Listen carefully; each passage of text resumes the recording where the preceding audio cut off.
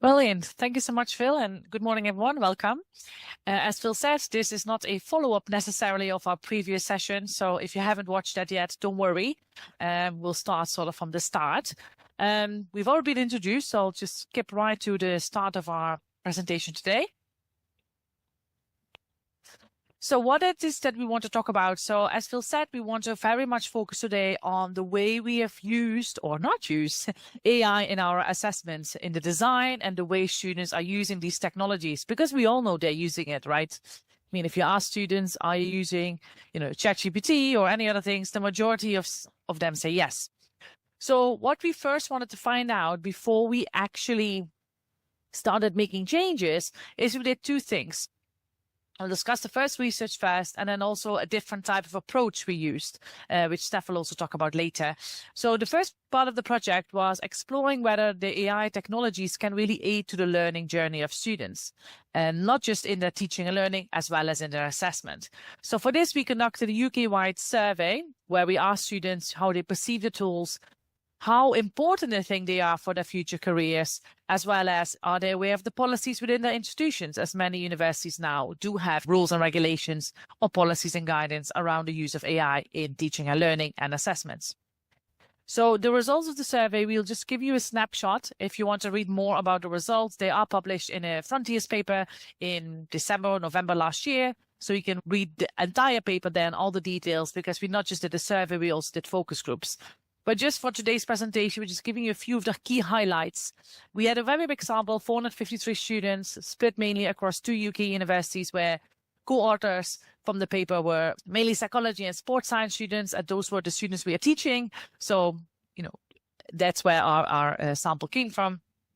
And mainly year 1 and year 2 students, as they are still quite engaged in participating in research studies, whilst the year 3s are mainly focusing on their own dissertations.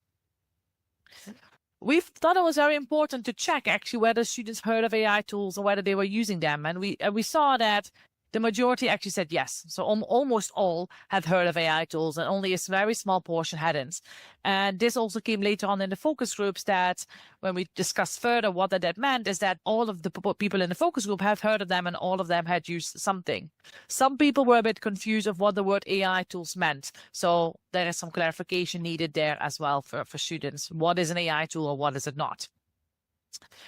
Then we asked them whether they use them. And actually, you can see if you compare the two pie charts, so the purple here is yes, I've heard of them, and yes, it's still purple. Much smaller population, well, it's still 60% or 61% of who we surveyed had used them, compared to over 90% had heard of them. Through the focus groups, we found out that some students hadn't used any AI tools because they were not sure what to do. Was it allowed? Were they plagiarizing? Were some students really decided not to touch these, so to speak, at all, especially when it came to their assessments? Steph, handing over to you. Brilliant, thank you.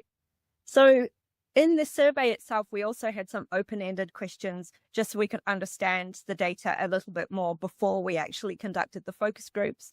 One of the things we asked was for students to list all of the AI tools that they had heard of, to get an understanding of, as Pauldy said, we thought that some students might not really know exactly what an AI tool was.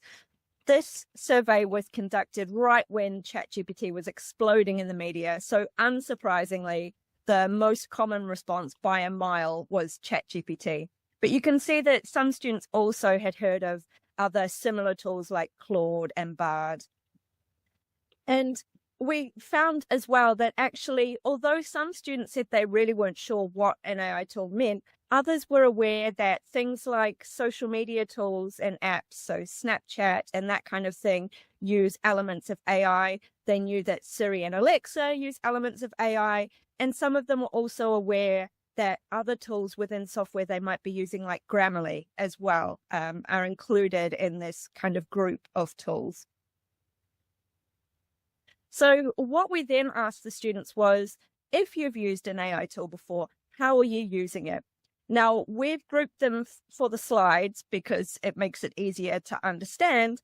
So on the first slide here, we've got what we've called potentially unethical uses. So these are the kinds of things that we might see colleagues discussing with concern if students are using tools in this way. Now, the bars on the graph here, the kind of teal color is students saying, no, I haven't used a tool this way. Gray is not sure. And green is, yes, I have used it in this way. And so we can see that in our particular group of students, most of them said no to having written an entire essay or report. Yes, we all are aware that there might be some bias in results where students think that, oh, this is probably not allowed, so I better say no.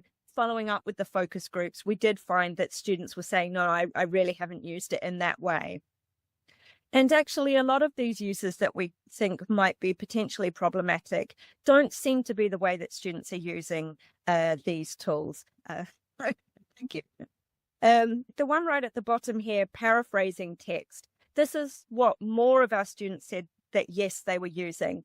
And actually, this is what we would probably consider one of the least problematic of these particular uses, because actually, when we explored this in more depth, a lot of our students weren't using it to paraphrase, to paste into an essay, but more if they were going through their lecture notes or textbook content and they weren't really quite sure what that might mean, then they were using an AI tool to rewrite that in a way that then they could understand and engage with that content. On the next slide, we have what we called excellent uses. So these are things that we thought were actually really helpful for students because they might take out tasks that take a lot of time, but actually doing that task is not that helpful, but the output is really useful. Some of our students said that this was how they were using AI tools. So they're cutting out the time that it takes to put together a study schedule, but having a useful study schedule. So this was really great to see that students were starting to engage with tools in this way. And on the final slide of this kind, we have uses that we called not unethical, but could be problematic. So what we meant by this was these are things where if students were always using AI tools as their default for this kind of task, then we might be a little bit concerned. If they use them sometimes, then this might actually be quite helpful. So you can see that some of our students said that they were using AI tools to generate new concepts, to come up with ideas. And actually, if they're really stuck with an assessment and they don't know how to start, using a tool in this way could be really helpful. If they never have that thinking time themselves, then we might be a little bit concerned about that. Summarizing information on a topic was the most common of these kinds of uses that our students were using these tools for. I think it's back to you, Noah. Yes, thank you. So based on this data, as we saw that quite a few students had been using AI and also anecdotally, by talking to students, talking to colleagues, both within and also in other institutions, we sort of know students are using AI tools. And if we're looking at what the employers, the industry, whatever subject you're teaching, whatever your students may want to get into, the industry is also moving, much more rapidly than education in adopting AI tools within the workplace and making this part of daily routines. So we also thought, looking at that as well, it's really important that our students are capable of using AI tools appropriately, in the right way and at the right time. So the first part, which I will cover, talks about the teaching sessions, and then Steph will talk about the way we fine-tune, assessments to ensure that all students are actually using these tools. So we wanted to also make it explicit in the assessment, so to ensure that at least they have been assessed, a few times at their degree about their ability to use AI tools, because employers are looking for it. It's currently in job descriptions, and they maybe even ask about it in interviews. So from the teaching sessions point of view, we developed specific sessions to not just make students aware of AI, but also develop their AI skills. And we know when it's about skills development, it's not just, one session and there you go. Now you are completely literate in AI literacy. We know it doesn't work like that. So we wanted to build up if we're looking at an undergraduate program in our case, we have 3 levels. So building up their knowledge and their skills development year on year, similar to how we expect them at the beginning of the academic studies to not completely knowing what referencing is, in-text citations, the referencing style, that also applies to tables, figures. Same for us with AI literacy. So we're gradually building up that skill set over the degree of the course. How we're doing that with PGT students, we're not sure yet. That's something we're still trying to figure out with the respective program leads. Now, also, we wanted these sessions to be not really subject specific. Perhaps the examples we're using will be, psychology examples, because they're in the end psychology students, but also that other colleagues in other disciplines could sort of use our slides and the way we have built up these interactive elements in the sessions so that it can be used, institutional wide, so that not everybody has to reinvent the wheel, because we're all very busy. And we made sure they were very interactive. Again, developing a skill. How do you do that? By practicing yourself, not by just listening to lectures and lectures all over again. So we tried to keep the theoretical basis and what we said very short, to the point, and giving them also some extra resources to go through in their own time, but then practicing. Now, these sessions were really well received by students. They liked it, they appreciated it, because especially those that were very scared, I guess for a better use of word, to use AI tools, and they felt much more confident now in using them and understanding what an AI actually is, what you should ask, how you should talk to an AI to get the most out of it. And we developed some online resources as well that students could go through in their own time. So what we learned from our stuff we did in 23-24 is we needed more sessions. It was clear that there was so much more to discover together with the students. And because AI is, moving so rapidly, more AI tools, not just more in terms of the companies, but even within, if we look at OpenAI as an example, they're releasing more and newer models that can do more and better things, in a scope of weeks, in scope of months. So we said we really need more sessions to sort of keep up to date and, try and give the students as much as possible the latest trends in these technologies without going into, the technicalities of it. So for year one, we have at least 2 sessions in semester 1. And then for level 5, we actually split them across the 2 semesters. So we have something in semester 1 and something in semester 2. We are also trying to not only have these dedicated sessions in our skills modules that we have, but also working across our departments and the different programs so that more and more academics can build it in within their own subjects, because they know their subject best. And how would people, in industry, when they go out and graduate, use the AI within that specific modular section? For instance, clinical psychology. As a clinician, how would AI be, helping? Or not helping your work, what you need to think about in that way. Or if you're looking at cross-cultural aspects, what you need to be mindful about that when you're using AI. So Steph, handing over to you to talk about sort of a second approach that we did, which is very focused on the assessments. Brilliant, thank you. So what we did with our assessments is we actually took all of the assessments on the undergraduate program and we conducted an audit. Now, we've done this twice now. So we did it first before the 2023-24 academic year, and then again before the start of this academic year, because as Pauldy mentioned, the tools are developing so rapidly that actually the information from the first audit was probably quite out of date. So what we did was we took the assessment briefs and we put the assessment questions into a range of AI tools. So stick them into ChatGPT, for example, and see what comes out. Now, we did also have a go at a little bit of prompting. We didn't do too much advanced prompting because we wanted to see how ChatGPT and others would cope with assessments, even if students didn't have very good knowledge of how to prompt it to get something out. And what we did was we rated each of the assessments. If the assessment was completely resistant to generative AI misuse, so when we're not speaking about students using tools to help them, but to really kind of essentially cheat, if you like, is what people often look at it as, but misuse of AI.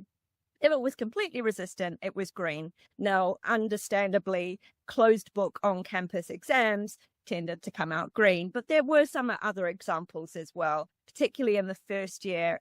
ChatGPT didn't cope very well with anything where you needed an element of data analysis and that kind of thing. No longer the case. If an assessment was partially resistant, then we rated it as amber. So this might be something that the tool could give you a kind of a passable answer on some aspects of the assessment, but not all of it. So as an example, we had a synoptic assessment where students have to use 2 different approaches in psychology and then integrate that content. And all of the tools tended to do a pretty passable job on one aspect of psychology and either completely ignore the other aspect or call the approach that approach, but actually when you looked at the content, it wasn't, or it wasn't very good at synthesizing the information. And then assessments that actually could be passed, or even you could get a pretty decent grade using an AI tool, we rated these as red. So we've said here that this is a real case of help, this assessment needs changing. So what we did with this was we then worked with the module leads for the red rated assessments, first of all, and then some of the amber rated assessments if need be. And both last year and this year, we integrated some tweaks into the assessments. So some red rated assessments I can see has come up as a question in the chat. Traditional compare and contrast or critically evaluate theories, those tended to be red rated. So any of those essays that what you would think of as kind of a traditional psychology essay, the ChatGPT could do a pretty good job of those. And the content was pretty accurate. It could give decent citations. So actually a student could pass or sometimes even get something in the B range with very little prompt engineering. We tweaked assessments initially within the existing module outlines so that we didn't have to go through QA processes, because at that time we didn't have time to do this. So some of the sorts of things we did was with those really traditional essays, we actually got module leads to bring in more of an applied element if they could. So could they use a case study or that sort of thing? At level 4, we included an assessment that asked students to get ChatGPT to generate an output, and then they had to critique it. And that's the one that I'll discuss in a little bit more depth on the next slide. This year, we asked them to include the public link to the chat so we could have a look at their prompt history.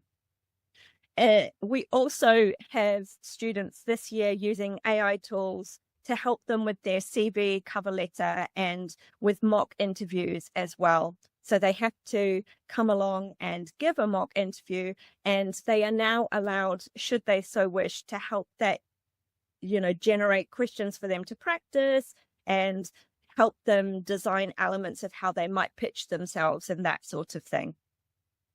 At level 5, we have an assessment that used to be a very traditional poster assessment. This year, students are being asked to use an AI tool to help them generate that poster.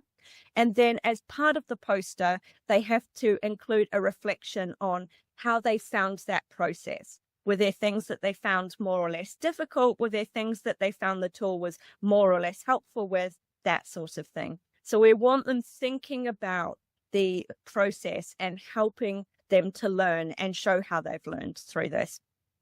We've also taught students how they can use AI tools to help them with finding research papers. So we've embedded that into assessments. Pauldy and I actually co-lead a module that is qualitative research methods. And this year, because we work with the students in small groups with that, we've embedded AI tool use both in the teaching and in the assessment. So using AI tools to help them develop their interview schedule, because they really struggle with that. And actually, it's so important for them to write a good interview schedule to be able to get good data. We're not assessing that interview schedule itself, but that's going to help them with the data that they do need to analyze. And we also showed them how to use AI tools to help them with transcription, because that's another one of those really time-consuming jobs. And we want them to understand why transcription is important, and to have the transcripts for their data analysis, they don't have to know how to type in every single word. So those are some of the things that we have done. And the last thing to touch on is this example from one of our level 4 assessments. This used to be just a very traditional writer-written reflection on the development of your skills.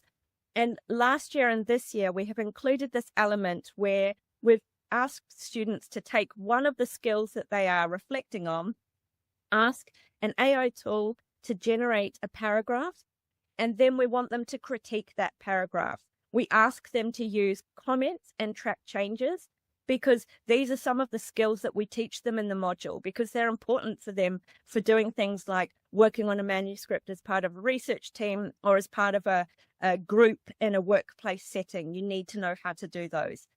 And actually what we found the first year we ran this assessment was that students showed really excellent critical thinking at a level we don't normally see in first year students, but they really struggled with the digital skills element. So they tended to do very badly in using track changes and comments. So this year in teaching, I focused even more on that, and they did a bit of a better job. But what we also found was that the distribution of grades was very comparable to previous years. It's a very good discriminator of students' abilities.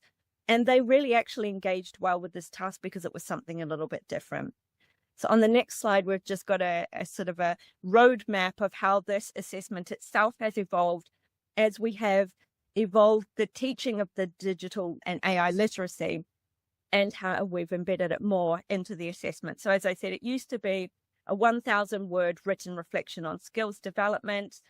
Last year, we included this AI element. We specifically asked them to use ChatGPT. This year, we adapted it a little bit more. So we told them that they could use any Gen AI tool they wanted. And actually, there was a really nice range of different types of tools that students were using. One thing to flag up here is that this year, this is a new module. It now only runs in the first semester. It used to run across 2 semesters. The assessment used to be due at the end of the academic year. It's now students received their grades and feedback last week. So it's a much shorter kind of thing. And the students flagged up with me, which I hadn't been aware of, that this assessment was due on the same day as another assessment. And the day after, they had 2 days of exams. So we suspect that the slight drop in the mean for the grade there is probably due to that, not due to the AI sort of element of it. I think that is the last slide. Thank you very much for listening. Does anyone have any questions? We've actually had quite a few questions come up in the chat. Were the students surveyed mainly native English speakers? No. So our cohort is a real mixture of native English speakers, non-native English speakers, or bilingual students who have they've grown up in the UK, so they've always spoken English at school, but a different language at home. Okay. The next question was about the students reporting their use of AI to paraphrase and then put it into their essay. And the question was raised, is this then not their own work and therefore perhaps is it academic misconduct? I'm just wondering if you can maybe give us a bit more context. I can start, and Steph, you can also add from your experience with your modules. Yeah, this is something we've heard from many students, many colleagues as well, students from different disciplines, a very big concern. It depends what your university is using as a policy as well. So we need to go back to our own institution and see what is the case. We have generally said to students that it's not a good idea to ask an AI to paraphrase something for you, because you need to be able to talk about that particular topic in your own words. So almost like if I was going to, bring you in for a Viva, you should be able to talk about that topic.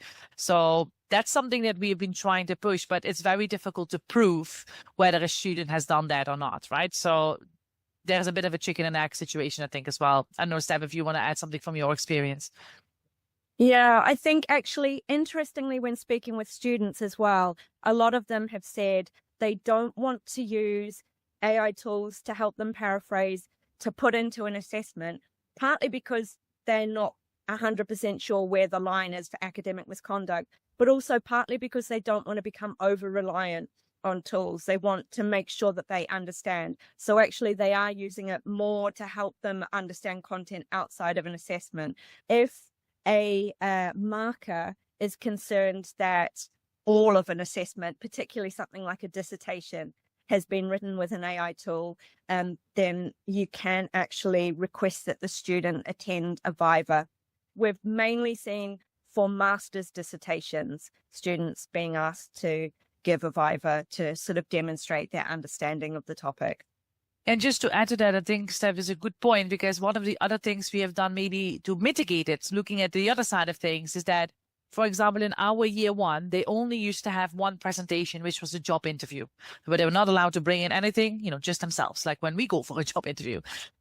Now they have not only that one, they have visual presentations. In essence, the student need to, talk through something like an infographic or some slides, and they need to record that. So we're trying to embed more oral presentation elements. Doesn't mean a student have to come in person. They can, record something and upload it to your assessment upload place. But we're trying to do that in a way that the students need to talk about it. Now, we know that they can use an AI to write a script, but it's very easy to see if someone is reading from a script or they actually know what they're talking about. So the markers for those two particular modules have also taken that very much into consideration, that you want to use an AI tool to write your presentation script, but you need to be able to tell me in that presentation, about that topic, about that concept, the question that you were asked to answer. And you can see from the way they present whether they know what they're talking about or not. So I don't know what they call it in their criteria, but something along, the ability to, I guess, articulate the concept or something along those lines. Yeah. And actually the second one of those, which they'll be submitting this semester, the module lead is also built in a little bit of kind of a personal element. So he's asking the students to explain why this particular topic and perception is interesting to you. So that's something that students engage with because it's personal, so they're actually less likely to rely on a tool like that, but also it's going to sort of negate the process. And I think it'd be quite easily detected if you've asked an AI tool to say, why is this interesting to me? Because the responses tend to be that bit more neutral. Sorry, guys, can I just jump in there? I've got a few comments in the chat, and I appreciate some people have to shoot off, so I'm going to ask a burning issue about whether or not the slides can be shared. So what I'll do, everyone who's asked, thank you for the question. I'll stick links to the slides once they've been available in the YouTube description, and once that goes out, everyone can click on it. And just to pick up on one thing you guys were saying about the Viva type thing off the back of the assessment, is that Viva kind of, that's not part of the original assessment, right? This is something that is kind of like a coda if you believe that there is. So how do you go about presenting that to students? Yeah, it's always been in our Senate reg section. So it used to be more used for if it was suspected that a student had either bought off an essay mill or had falsified data in their dissertation or those sorts of things. So it's not a new thing, but the use of it being a little bit more common is a new thing. It is indeed not part of the original assessment. So they're about 10 to 15, maybe 20 minutes. It's not like a full kind of hour-long Viva or anything like that. And essentially, the student is invited basically as they would be if they were suspected of academic misconduct. So you are invited to defend your work because concerns have been raised with your work. The wording is very carefully done. I can't remember the exact wording off the top of my head, and with my QA hat on, I'm being very careful. But that's sort of how it runs in our institution anyway. There is actually a really great article out on the Irish institution's use of courageous conversations, where there's actually wording that should be used in sending out emails like this to have conversations with students so that it doesn't come across as accusatory and such. I encourage you to look into the term courageous conversations as a means for these type of meetings and such. That's my ENAI hat coming on now. The next question that was in the chat was actually about rubrics and this recognition of AI as almost a co-author. They wrote, so are your assessment rubrics written to incorporate AI and then students get a grade based on their own effort as well as on AI use? I think it's more about how are you adapting your rubrics to recognize this new role that AI has, or have you adapted them? At the moment, that's a bit of a topic across the university. So different colleges have adopted different approaches, and even actually different departments within different colleges. Some colleges have now a kind of a declaration that students have to tick to say, I have or I have not used AI. In our college, we're not doing that because we were concerned that declaring, yes, I've used AI, students are then concerned that they are being accused of academic misconduct because there wasn't really any wiggle room. So we have suggested to our students to reference a Gen AI tool if they have used one. I think also because we have more of an open conversation with our students. Pauldy and I are quite hands-on with them. We see them across the course of their degree, and we talk about what you can and maybe shouldn't do. They're more open and saying, I've used it for this, is that okay? And should I cite it? So I think it's, for us, we haven't yet adapted the psychology rubrics. As I say, it seems to be this cover sheet that's more common in our institution, but Pauldy, you might have more information. No, I agree with what you said, and I think it's something to look into, definitely. I mean, we have explicitly mentioned AI if the students were asked, well, were explicitly told to use AI, then of course they are also marked on that. One of the things that also many more students are starting to use AI as a, as a Google. Whether that's right or wrong, that's a separate discussion. But, they don't understand a particular concept the academic has used. Now, instead of going to Google Scholar or just to Google or Wikipedia, that as they used to do, they now ask an AI tool, hey, what does this mean? So would we classify that as, I have used AI or not, and, have used AI as a sort of a co-pilot in my writing? It's very difficult because many students are using it more and more to just help them understand concepts instead of, I guess, go and read the textbook or the reading material. They are just, talking to AI about the subject to get to know more about it. And of course, they will use that then also when they're writing. So I think this is it's a very important question and a very interesting one, and not sure what the answer will be and if the answer will be the same in a few weeks' time. Hi, can I just say something here in addition to what Diane said? That was my question about the rubrics. Has it occurred to, okay, so the rubrics are not developed yet or sort of in process or whatever, but wouldn't it be a good idea to have students actually have something attached to their assessments at some point where they actually say, this is what I have actually used from AI, because underpinning all of this is the ethical issue. And what your colleague was saying about being hands-on with the students and all that, we are all hands-on with our students. Right now at Nazarbayev University in the CPS, we've been working sort of ad nauseum on the projects for months, but students tend to take a right turn at the very end. It could be because of time management, it could be because of personal stresses, whatever. And all of a sudden, a lot of it is AI generated because of that concern and with other assessments and everything. So coming back to my initial question, wouldn't it be good at some point if there was some sort of assessment addendum prepared where, intro body content or whatever aspects you're looking at, and then have the students say, yes, I did use AI for this particular aspect of my presentation or project, whatever, and then have them sign it, and that would help with the ethical issue, because I think that's what concerns all of us at this point. Yes, and I think that's a good point. I mean, it's similar to what we do when we write a journal article, right? Many more journal articles or publishing houses. Now, when you submit, you not only have to tick whether you used it or not, but also in your declaration form or whatever they call it on the cover page, you write, I don't know, Pauldy contributed to introduction and methods. Stephanie did the data analysis. Phil did this. Diane did that. So one can also then add, and AI was used for X, Y, Z. So that's something that can even be part of the submission, of their essay or whatever this symmetric. So that's definitely worth looking into, and that is a good suggestion. And makes it more equitable for all.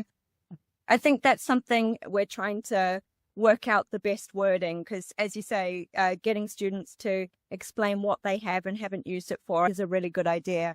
And we don't want to scare them into not disclosing certain uses because the wording seems like it might be punitive. Absolutely. So thank you, Joyce. I actually noted that we do actually have an example of that at our own institution. One of our departments, our graduate school, is asking the students to declare that they've used one AI tool or the other and exactly how they dealt with that. And so we do have an example. They're starting to pop up. The next question was in regards to ethical issues. Do you consider the ethical issues surrounding Gen AI use with your students? What is their awareness of things like environmental impact or data privacy? Yeah, well, we both cover this in our teaching sessions across the different years and also in staff workshops, because it's not just us, right, that teach these particular teaching sessions. It's also the entire staff that needs to be aware of these. So we very much all the time talk about the data part. I think we could probably talk more about the environmental impact. We touch it, so they are aware. But yeah, the data part is definitely something we touch upon, all the time. But I think this also needs to be an awareness piece across all the members of staff, whether you're an academic or a professional services. Everybody should be aware of that, because we all talk with students, right? They all come with us with questions. So there is a big piece, I think, or Steph and I also believe, and we're working on the university level to provide some more resources for all staff, regardless of their role and which students they interact with, more resources to upskill the staff in AI literacy as well, because just a few teaching sessions is not going to probably make the difference. Well, it's giving a small step in it, but we probably can do much, much more. Yeah. There was also a question about what you meant when you said ask students to produce a paragraph for this level 4 class, for example. What kind of paragraph? What's the prompt that you give them in that instance?